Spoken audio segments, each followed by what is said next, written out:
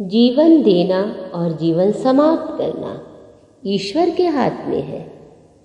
किसी भी मनुष्य को ये अधिकार नहीं है कि वो किसी के जीवन को समाप्त कर सके, क्योंकि अगर वो जीवन दे नहीं सकता, अगर वो जन्म दे नहीं सकता, तो उसे मार कैसे सकता है।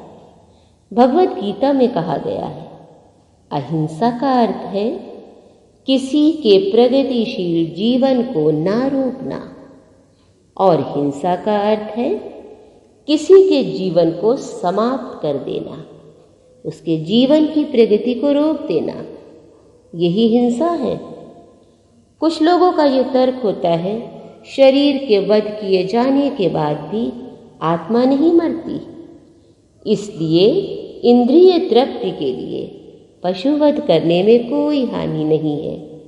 परंतु जीवन जीने का अधिकार जितना मानव जाति को है, उतना ही पशु पक्षियों को भी ये अधिकार है।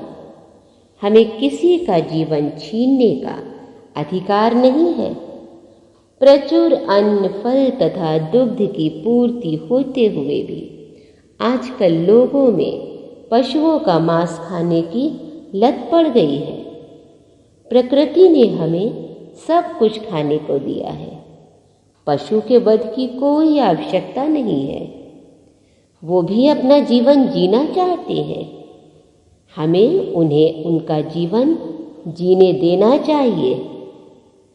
जब कोई विकल्प नहीं रह जाता था, तब जब मनुष्य जंगलों में भटकता था, तब वो पशुवध करके खाता था। किंतु अब मनुष्य स्वाद के लिए इसे खाता है, जो कि हिंसा है, पाप है। वास्तविक अहिंसा का अर्थ है किसी के भी प्रगतिशील जीवन को रोका ना जाए, जीवन को निरंतर बढ़ने दिया जाए, चलने दिया जाए। पशु भी अपने जीवन के विकास काल में एक पशु योनि से दूसरी पशु योनि में देहांतरण करके प्रगति करते हैं। यदि किसी विशेष पशु का वध कर दिया जाता है तो उसकी प्रगति रुक जाती है। यदि कोई पशु किसी शरीर में वर्षों से रह रहा हो और उसे असमय ही मार दिया जाए, तो उसे पुनः उसी जीवन में वापस आकर शेष दिन गुजारने पड़ते हैं। इसके बाद दूसरी योनि में जाना पड़ता है। इस तरह मनुष्य किसी पशु का वध करके उसके जीवन की यात्रा के बीच में ही उसका जीवन रोक देता है।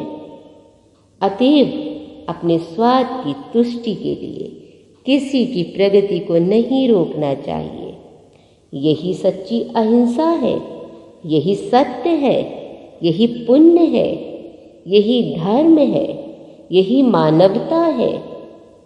मनुष्य को अपने स्वार्थ के लिए सत्य को तोड़ना मरोड़ना नहीं चाहिए, क्योंकि कोई ऐसा तर्क है ही नहीं जो किसी के जीवन को समाप्त करने की अनुमति देता है। जियो और जीने दो।